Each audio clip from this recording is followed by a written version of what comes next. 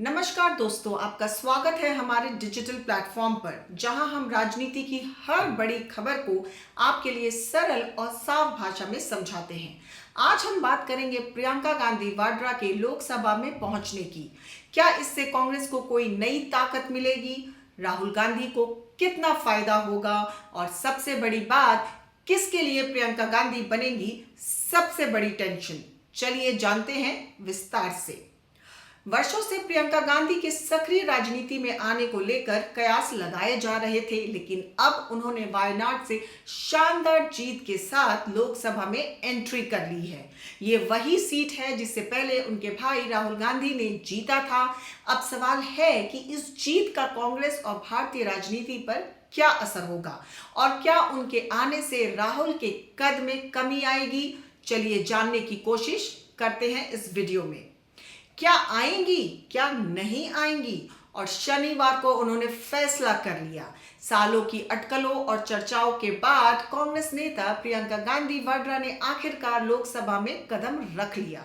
वायनाड से शानदार जीत हासिल कर प्रियंका गांधी ने न केवल अपने राजनीतिक सफर को नया आयाम दिया, बल्कि अपने समर्थकों में यह उम्मीद भी जगाई कि वह कांग्रेस पार्टी और उसकी गिरती चुनावी स्थिति में नई ऊर्जा भरेंगी। 52 वर्षीय प्रियंका गांधी अब अपनी मां सोनिया गांधी और भाई राहुल गांधी के साथ संसद की सदस्य बन गई हैं। यह भारतीय राजनीति में दुर्लभ क्षण है जब एक ही परिवार के 3 सदस्य एक साथ संसद में मौजूद हैं। कभी छोटी उम्र में अपने पिता राजीव गांधी के प्रधानमंत्री रहते हुए उनके भाषण सुनने संसद पहुंचने वाली प्रियंका 4 दशक बाद खुद सांसद बनी हैं। उनके विरोधी इसे वंशवादी राजनीति का उदाहरण बता रहे हैं, जबकि उनके समर्थक इसे एक लंबे समय की अधूरी उम्मीद का पूरा होने कह रहे हैं।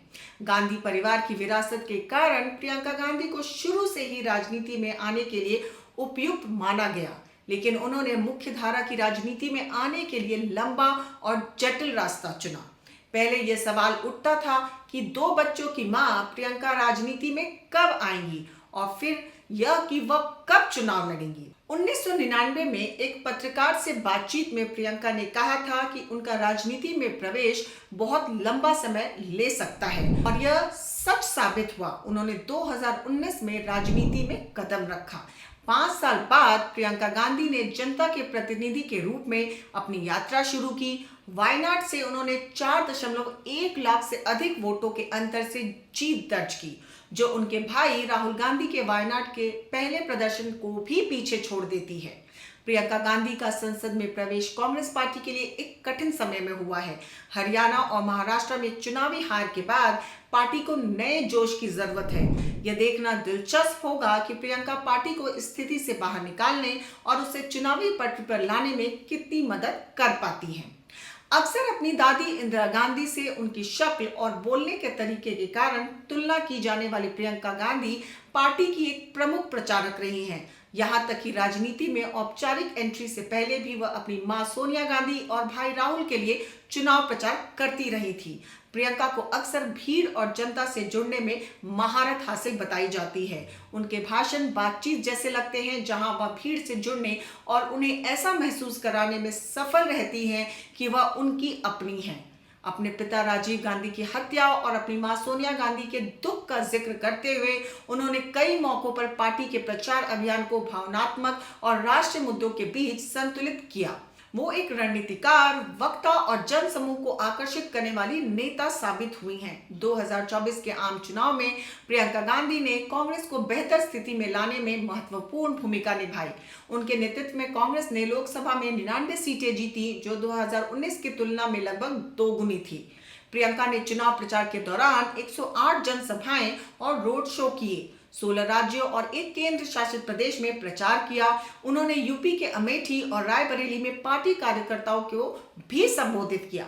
तो चलिए देखा जाए कि क्या हो सकता है प्रियंका के आने के बाद बदलाव। नंबर 1, पार्टी में नई जान। प्रियंका गांधी को उनके करिश्माई व्यक्तित्व और जनता से जुड़ने की क्षमता के लिए जाना जाता है। उनके लोकसभा में प्रवेश से कांग्रेस के कार्यकर्ताओं का मनोबल बढ़ सकता है।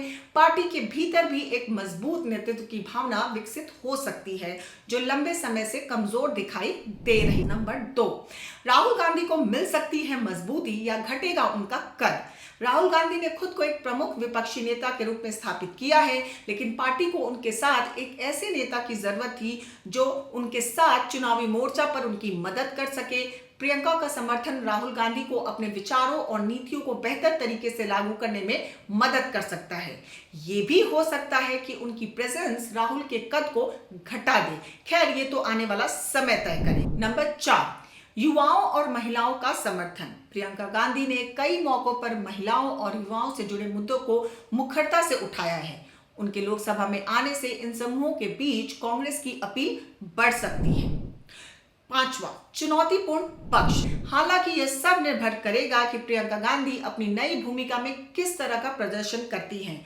उन्हें केवल करिश्मे पर निर्भर रहने के बजाय ठोस नीतिगत कार्यों और संगठनात्मक मजबूती पर ध्यान देना होगा। प्रियंका गांधी का लोकसभा में आना कांग्रेस पार्टी के लिए सकारात्मक बदलाव ला सकता है और राहुल गांधी को मजबूती दे सकता है। प्रियंका गांधी का लोकसभा में आना कांग्रेस पार्टी के लिए सकारात्मक बदलाव ला सकता है और राहुल गांधी को मजबूती दे सकता है, लेकिन यह सब इस पर निर्भर करेगा कि वह अपनी राजनीतिक भूमिका को कितनी प्रभावी तरीके से निभाती हैं और पार्टी को जमीनी स्तर पर कैसे पुनर्जीवित करती हैं। अगर आपको ये रिपोर्ट पसंद आई हो तो बने रहिए हमारे साथ, क्योंकि खबर के हर चौराहे पर पोस्टमैन मिलेगा आपको सत्य के संदेश के साथ। जय हिंद, जय भारत।